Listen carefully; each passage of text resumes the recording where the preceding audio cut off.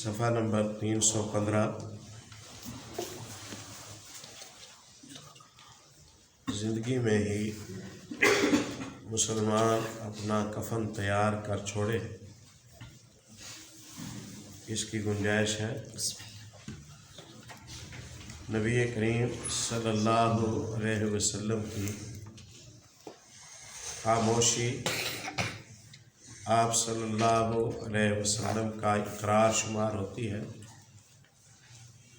آپ صلی اللہ علیہ وسلم کی موجودگی میں کوئی کام ہوا ہو، آپ کے علم میں آیا ہو، آپ نے اس پر انکار نہ فرمایا ہو، وہ اس عمل کے جواز کا ثبوت ملتا ہے۔ یہ دو باتیں ہم نے اس تبویب میں سمجھی ہیں۔ 654 نمبر حدیث سیدنا سہل بن سعد الساعدی رضی اللہ تعالیٰ عنہ کے حوالے سے۔ راوی کا کچھ تعارف ہم نے کل کی مجلس میں آپ کے سامنے رکھا تھا۔ فرماتے ہیں جاءت امرأۃ الی رسول اللہ صلی اللہ علیہ وسلم ببردۃ منسوجۃ۔ ایک خاتون رسول اللہ صلی اللہ علیہ وسلم کی خدمت میں ایک بنی ہوئی چادر لے کے آئی۔ چادر کی سائیڈوں پر، حاشیے پر کچھ کڑھائی کی ہوئی تھی، کچھ ڈیزائننگ کی ہوئی تھی۔ فیہا حاشیتہا اتدرون مل بردہ۔ سہل نے کہا رضی اللہ تعالیٰ عنہ اپنے شاگردوں سے، جانتے ہو بردہ چادر کسے کہتے ہیں؟ قالو، انہوں نے کہا الشملہ، اوڑھی جانے والی شال کو کہتے ہیں۔ قال نعم، ہاں وہی مراد ہے۔ قالت، اس عورت نے عرض کیا نسجتہا بیدی، یہ چادر خاص طور پر میں نے آپ کے لیے تیار کی ہے، بنی ہے، اس پر کڑھائی کی ہے، اس کی سائیڈوں کی ڈیزائننگ کی ہے، خصوصی طور پر آپ کے لیے بنائی ہے۔ فجئت لیکسوکہا، میں آپ کی خدمت میں یہ چادر لائی ہوں تاکہ آپ اسے زیب تن فرمائیں، یہ میرا تحفہ ہے، آپ اس تحفے کو قبول فرما لیں۔ فأخذها النبی صلی اللہ علیہ وسلم محتاجا الیہا، آپ صلی اللہ علیہ وسلم نے وہ چادر اس خاتون سے بطور تحفہ قبول فرما لی۔ سہل کہتے ہیں اور آپ کو اس چادر کی ضرورت بھی تھی۔ فخرج الینا وانہا ازارہ، آپ صلی اللہ علیہ وسلم چادر لے گئے۔ پھر جب تشریف لائے تو آپ صلی اللہ علیہ وسلم نے تہمد اسی چادر کا باندھا ہوا تھا، گویا آپ نے اس تحفے کو قبول بھی کیا، استعمال بھی فرمایا۔ فحسنہا فلان، فلاں صحابی وہاں موجود تھے، انہوں نے اس چادر کی تعریف کی، تہمد کے حسن کی تعریف کی۔ فقال، تعریف کرتے کرتے انہوں نے کہا اکسنیہا، اللہ کے نبی یہ چادر بہت خوبصورت ہے، میرا جی چاہتا ہے یہ چادر آپ مجھے دے دیں۔ ما احسنہا، بڑی اچھی چادر ہے، اللہ اکبر۔ قال القوم، آپ صلی اللہ، یہاں اختصار ہے، آپ صلی اللہ علیہ وسلم نے اس کی بات کو سنا، آپ نے فرمایا تم ٹھیک کہتے ہو، تمہیں پسند ہے نا، میں تمہیں دے دیتا ہوں۔ آپ صلی اللہ علیہ وسلم گھر تشریف لے گئے، پرانی چادر زیب تن کی یہ چادر لپیٹی، تہہ کر کے آپ صلی اللہ علیہ وسلم واپس لائے اور آپ نے انہیں یہ چادر دے دے۔ مجلس برخاست ہو گئی، یہاں اختصار ہے۔ تو ساتھی کہتے ہیں قلنا قال القوم ما احسنت، حاضرین نے کہا آپ نے یہ اچھا نہیں کیا کہ رسول اللہ صلی اللہ علیہ وسلم کے لیے چادر تھی، آپ نے مانگ کر آپ صلی اللہ علیہ وسلم سے چادر لے لی۔ پھر آپ جانتے بھی ہیں لبسہ النبی صلی اللہ علیہ وسلم محتاج علیہا، آپ صلی اللہ علیہ وسلم نے یہ چادر زیب تن فرمائی اور آپ کو اس کی ضرورت بھی تھی۔ ثم سالتا ہو، یہ جانتے ہوئے کہ آپ کو ضرورت ہے پھر تم نے مانگ لیا، یہ اچھا نہیں کیا، ایسا نہیں کرنا چاہیے تھا۔ وَعَلِمْتَ أَنَّهُ لَا يَرُدُّ، اور آپ جانتے بھی ہیں کہ رسول اللہ صلی اللہ علیہ وسلم سائل کو رد نہیں کرتے۔ بندہ مطالبہ کرے، آپ کے پاس چیز میسر ہو، آپ انکار نہیں کرتے۔ انہوں نے جب ناراضگی کا اظہار کیا تو اس مانگنے والے نے کہا قال انی واللہ ما سألتہ لیلبسہا، اللہ کی قسم مجھے بھی پتہ ہے کہ رسول اللہ کو چادر کی ضرورت تھی، مجھے بھی پتہ ہے کہ آپ سے مانگنا مناسب نہیں ہے، اور میں نے یہ چادر پہننے کے لیے مانگی ہی نہیں ہے۔ انی واللہ ما سألتہ لیلبسہا، میں نے یہ چادر خود پہننے کے لیے نہیں مانگی، انما سألتہ لتکون کفنی، میں نے رسول اللہ صلی اللہ علیہ وسلم کے بدن پر چادر دیکھی، آپ کے بدن مبارک سے لگ گئی، میں چاہتا تھا کہ رسول اللہ کی استعمال میں آنے والی جو چادر ہے وہ میرا کفن بن جائے۔ تو بات تو تھوڑی سی بھاری تھی کہ کیسے مانگو، لیکن اپنا مفاد دیکھا آخرت کا، تو میں نے یہ مبارک چادر رسول اللہ صلی اللہ علیہ وسلم سے مانگنے میں جھجک محسوس نہیں کی۔ قال سہل، سہل ابن سعد کہتے ہیں فکانت کفنہ، وہ چادر پھر ان کی کفن کی چادروں میں شامل کی گئی، ان کے کفن کی چادروں میں شامل کی گئی۔ یہ ایک مختصر حدیث ہے، مضامین ہم اپنی عادت کے مطابق اس کے پھیلا دیں گے۔ رسول اللہ صلی اللہ علیہ وسلم اپنے ساتھیوں کے درمیان تشریف فرما ہے۔ آپ صلی اللہ علیہ وسلم کی اخلاقیات، آپ کی معاشرت، آپ کی ملنساری، آپ کی افنائیت اس سے ثابت ہوتی ہے، کیونکہ آپ جانتے ہیں کہ سہل ابن سعد رضی اللہ تعالیٰ عنہ جو اس حدیث کے راوی ہیں، یہ کوئی عمر رسیدہ نہیں ہے، یہ 15 سال 14 سال کا جوان ہے۔ تو پیارے نبی صلی اللہ علیہ وسلم اپنے ساتھیوں کے درمیان گھل مل کے بیٹھتے تھے، وقت دیتے تھے، گفتگو فرماتے تھے، حال احوال پوچھتے تھے، اہمیت دیتے تھے۔ اپنی اہمیت اور شان بنانے کا یہ خوبصورت طریقہ ہے کہ آپ لوگوں کو اہمیت دیں۔ پیارے نبی صلی اللہ علیہ وسلم پر یہ بات اپنائیت، محبت، خیر خواہی، ملنساری اس کی انتہا تھی۔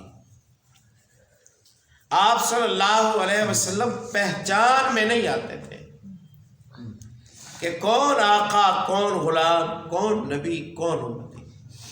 اجنبی کو پوچھنا پڑتا تھا، اجنبی کو پوچھنا پڑتا تھا۔ زمام ابن سالبہ کی حدیث رسول اللہ صلی اللہ علیہ وسلم کی بخاری میں آئی ہے، آئے یہاں کے رہنے والے نہیں تھے، ملنا چاہتے تھے رسول اللہ صلی اللہ علیہ وسلم سے،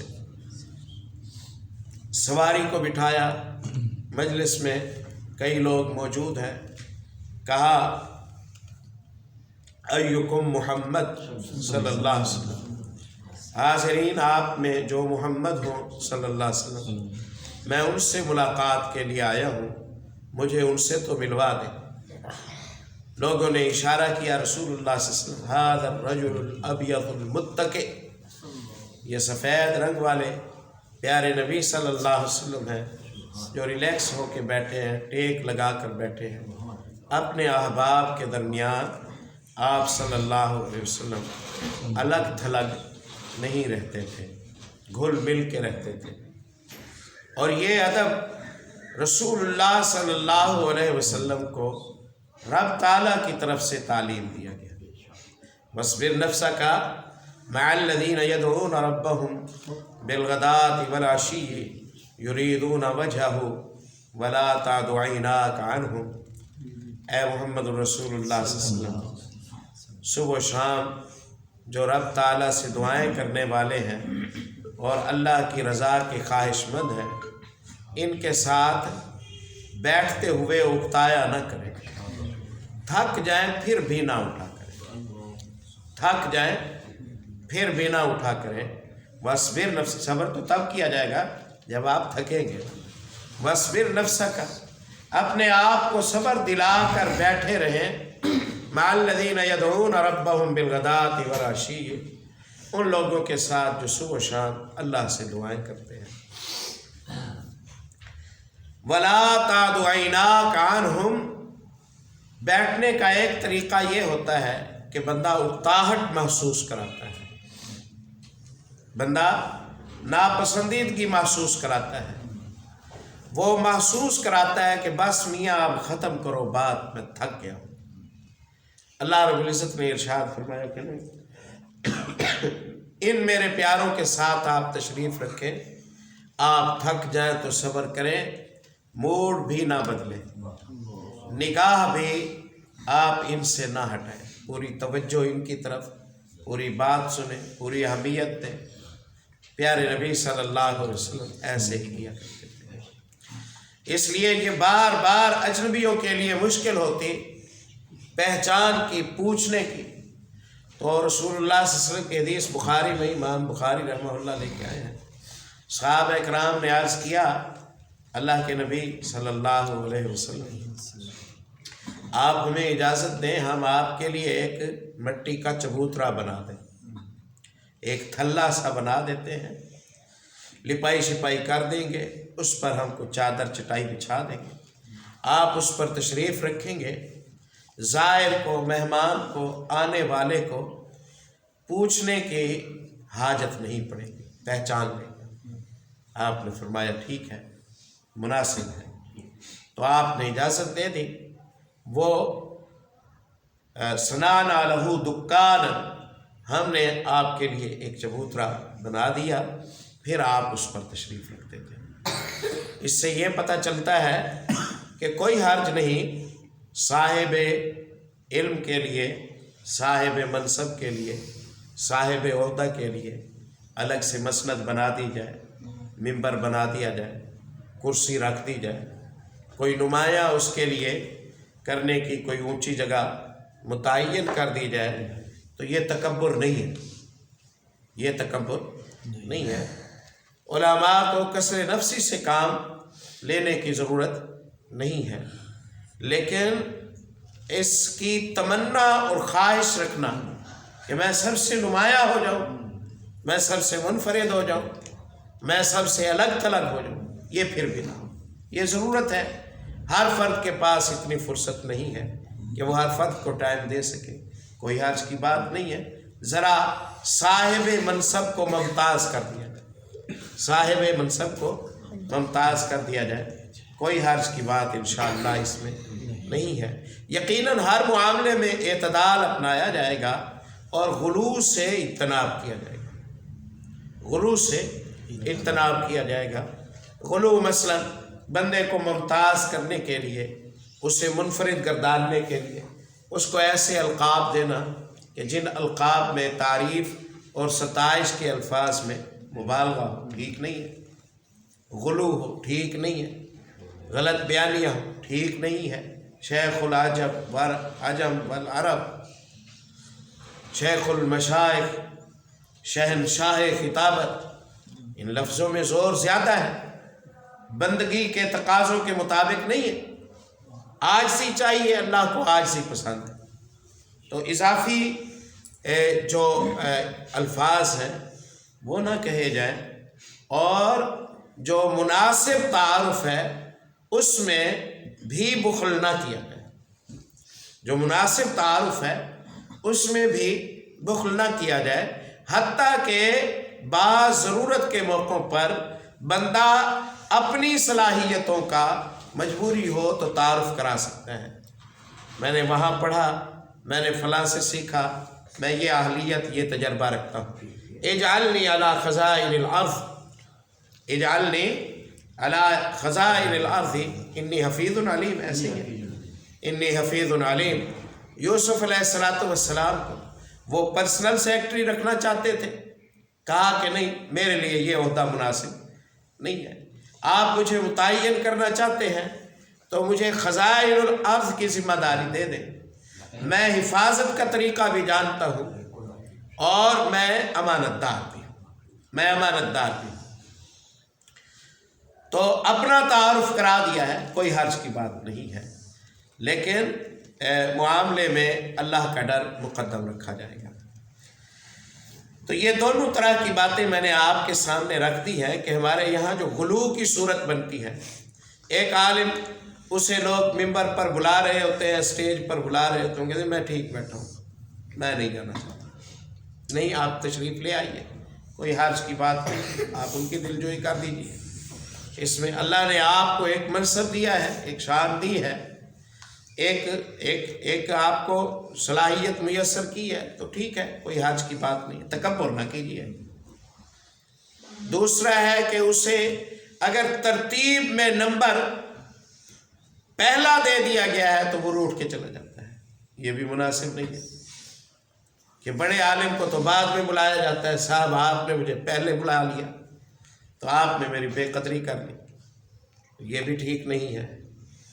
تو تکبر اللہ کی صفت ہے، یہ بندوں کے لیے شایع نشان نہیں۔ باقی وقت کا جو تقاضا اس کے مطابق نیک نیتی کی بنیاد پر عمل کیا جا سکتا ہے۔ آپ تشریف فرما ہے ساتھیوں کے درمیان، خاتون آئی، ایک خاتون آئی، مردوں کے ساتھ خواتین کا گفتگو کرنا مجبوری کی، ضرورت کی، ملاقات شرعی آداب کا تقاضا رکھتے ہوئے، کا خیال رکھتے ہوئے یہ جائز ہے، کوئی حرج کی بات نہیں ہے۔ خواتین مسئلے پوچھنے آتی تھی، گھریلو مسئلے پوچھنے آتی تھی، طہارت کے مسائل پوچھنے کے لیے آتی تھی، درس کا ٹائم لینے کے لیے آ جایا کرتی تھی۔ ذهب الرجال بحدیثک یا رسول اللہ، اللہ کے نبی، مرد آپ کی احادیث بکثرت سنتے ہیں، ہم عورتیں گھروں میں ہوتی ہیں، ہم محروم رہ جاتی ہیں، اجعل لنا بالنفسک یوما، ہماری خواہش ہے کہ آپ ہمارے لیے ایک دن متعین کر دیں، ناتی کا فیہ، ہم آپ کی خدمت میں حاضر ہو کے آپ سے تعلیمات حاصل کر لیا کریں۔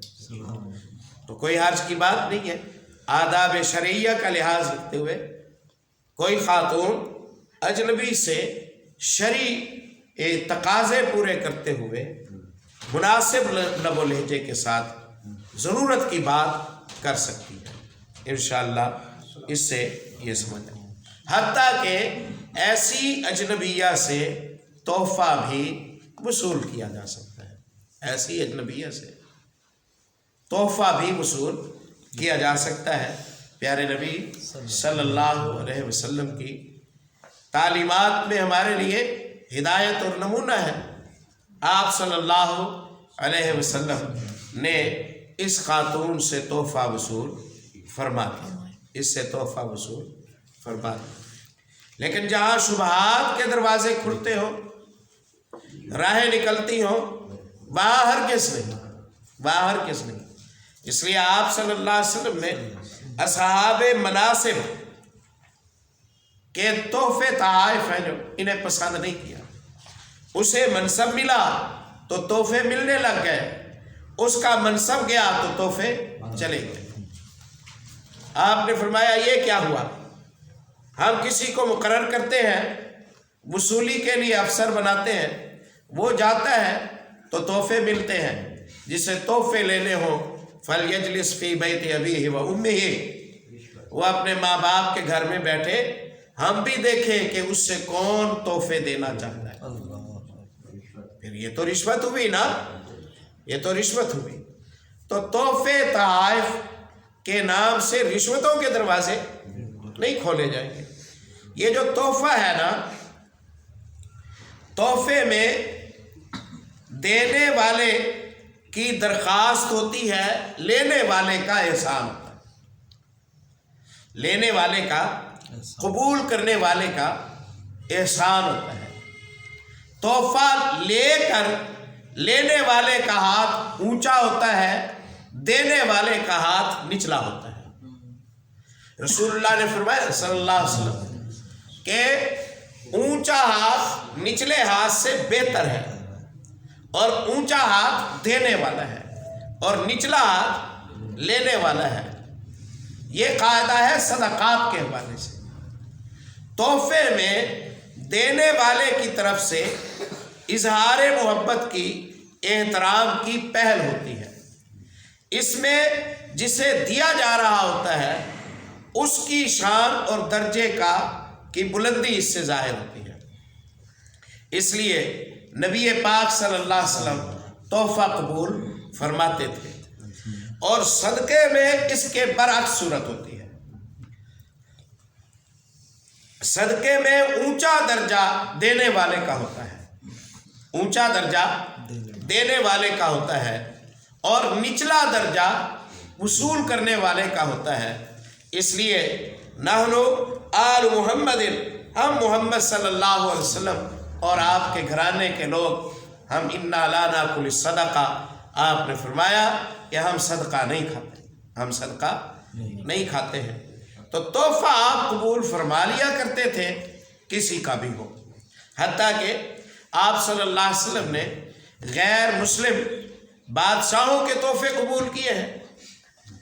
دومت الجندل کا بادشاہ عقیدر، اس نے تحفے بھیجے، آپ نے قبول فرمائے۔ شاہ مصر نے، عیسائی بادشاہ تھا، تحفے بھیجے، آپ نے قبول فرمائے۔ اسی طرح آپ صلی اللہ علیہ وسلم کی طرف حبشہ کے نجاشی نے قبل از اسلام بھی انہوں نے تحفے بھیجے، برچھی وغیرہ بھیجی تھی، دیگر چیزیں بھیجی تھی، آپ صلی اللہ علیہ وسلم نے قبول فرمائی۔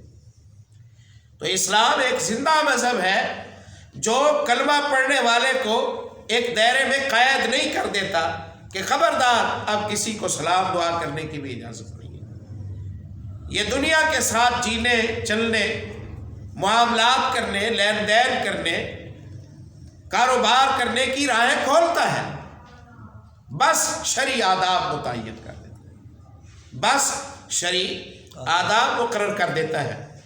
آپ صلی اللہ علیہ وسلم نے تبوک کے موقع پر، آپ صلی اللہ علیہ وسلم نے جب مختلف قوموں کے ساتھ معاہدے ہوئے، سمندری حدود کے ضابطے آپ نے طے کیے، سمندری کاروباروں کے ضابطے آپ نے لکھ کے دیے، آپ صلی اللہ علیہ وسلم۔ تو یہ ساری انسانیت کے لیے طرز زندگی ہے۔ اس لیے پیارے نبی صلی اللہ علیہ وسلم کی حیات مبارکہ میں جو مسئلہ نہ ملتا ہو وہ یا دنیا میں ہے نہیں یا دیکھنے والے کا نقص ہے۔ اچھا، جو یہاں حل نہیں ہو سکتا وہ دنیا میں کہیں بھی حل نہیں ہو سکتا، وہ کہیں بھی حل نہیں ہو سکتا ہے۔ جس پر محمد الرسول اللہ صلی اللہ علیہ وسلم کی ہدایت کے دروازے بھی اس کی پیاس نہ بجھا سکیں، اس کی پیاس کسی اور شخص سے اور فرد سے، حتیٰ کہ کسی اور نبی سے بھی نہیں بجھ سکتی۔ یہ پیارے نبی صلی اللہ علیہ وسلم کی ذات مبارکہ اور سیرت مبارکہ کی جامعیت ہے۔ آپ صلی اللہ علیہ وسلم تحائف قبول فرما لیتے تھے، اور آپ تحائف قبول فرماتے اور تحفے کے بدلے تحفے دیتے تھے، تحفے کے بدلے تحفے دیتے تھے، حتیٰ کہ اعراب آپ کو آ کر تحفے دیتے اور آپ انہیں واپس زیادہ کر کے پلٹاتے، زیادہ کر کے آپ صلی اللہ علیہ وسلم پلٹایا کرتے تھے۔ اور تہادی تفاعل کے وزن پر ہے، تہادو تہابو، تحفے دیا لیا کرو، یوں نہیں ہے تحفے دیا دیا کرو، یوں بھی نہیں ہے تحفے لیا لیا کرو، یوں بھی نہیں، تہادو دونوں، دو لو تحفے، دونوں فریقوں کا یہ عمل ہے، ایک فریق کا یہ عمل نہیں ہے جی۔ البتہ اس میں کوئی مقابلہ نہیں ہوتا، اس میں کوئی مقابلہ نہیں ہوتا۔ ایک شخص آپ پر 1000 خرچ کرتا ہے اور آپ اسے تحفے میں 100 روپے کا خرچہ کر دیتے ہیں، آپ اسے تحفے میں کوئی نصیحت کر دیتے ہیں، آپ اسے تحفے میں ٹائم دیتے ہیں، اہمیت دیتے ہیں، کوئی حرج کی بات نہیں، چائے کی پیالی پر بلا لیتے ہیں، کوئی حرج کی بات نہیں۔ صلاحیت مالی رب تعالیٰ نے برابر نہیں رکھی ہے، لیکن تحفہ دینے والا اظہار محبت کر رہا ہے تو لینے والے کو اس کا جواب مثبت دینا چاہیے۔ بس کفایت کرتے ہیں، باقی اگلے ہفتے پر انشاءاللہ۔